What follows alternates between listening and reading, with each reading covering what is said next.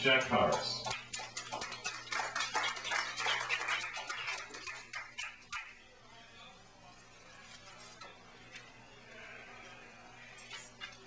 Well, it's a group, the Broken House Partnership, intending to perform a theatrical piece tonight, to play 3 pieces, 3 people, I should say, 3 parts. And they're not here yet. We have a backup situation for that. Meanwhile, I'd like to read from Anthony Nateau, and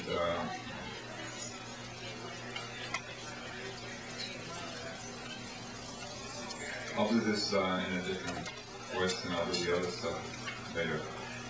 This is just one short piece I'll read from that part. So, has anyone else signed in for the open? Okay. First reader following me will be Gay Lester. This is Nateau on suicide. Before committing suicide, I ask that I be given some real assurance of being. I should like to be sure about that. To me, life seems merely like a consent to the apparent legibility of things and their coherence in the mind.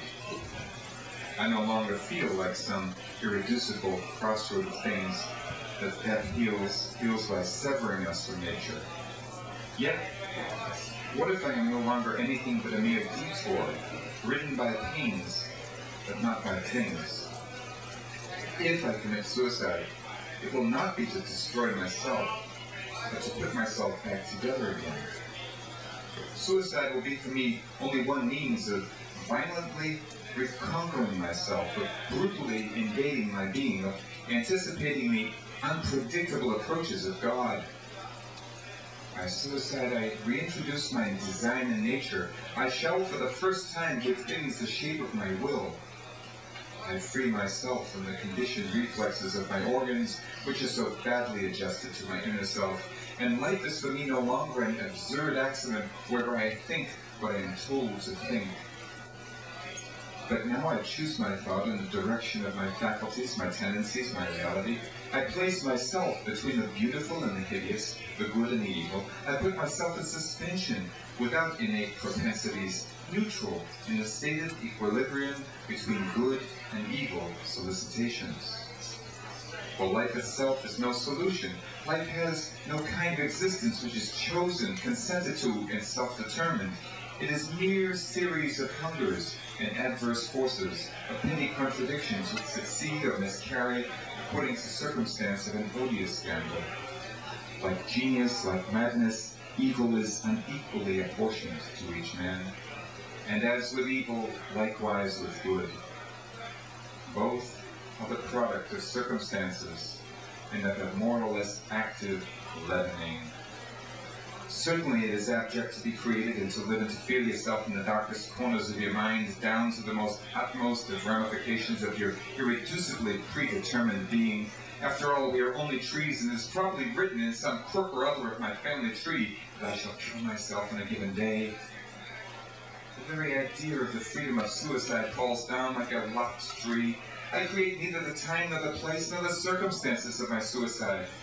I did not even invent the thought of it. Will I at least feel it when it uproots me? It may well be that at this very instant my being will dissolve, but what if it remains whole? How will my ruined organs react? What impossible organs will I register the laceration of the suicide? I feel death upon me like a torrent, like an instantaneous bound of lightning whose capacity surpasses my imagination. I feel a death loaded with pleasures, swirling labyrinths. Where is the idea of my being therein? But look at God, all of a sudden, like a fist, like a scythe of slightening light. I willingly severed myself from life. I wish to turn my destiny inside out. This God has disposed of me to the point of absurdity. He has kept me alive in this void of negations and furious renunciations of myself. He has destroyed in me everything, down to the finest dust of conscious, sentient life. He has reduced me like a walking robot, but this robot felt the rupture of his unconscious self. And how I have wished to produce proof of my life, I wish to get back in touch with the resonance, reality of things. I wish to smash my predestination. And what does God say to that? I had no feeling of life. Every moral idea was a dry oil in my veins. Forgetting life was no object to shape. It had become a series of rationalizations. But those rationalizations, like a motor running, didn't even get off the ground, but they were inside me like possible diagrams, which my will vainly tried to rivet on. But even get to this state of suicide, I must await the return of the conscious self. I must have a free hand in all the articulations of my being. God has placed me in despair as a constellation of dead ends whose radiance culminates in me. I can neither live nor die, nor am I capable of not wishing to die or live. And all of mankind resembles me. Thank you. Jeff Howard. The reason why actors can't commit suicide is that it's a cardinal rule never to do anything for which there could be no unemployment.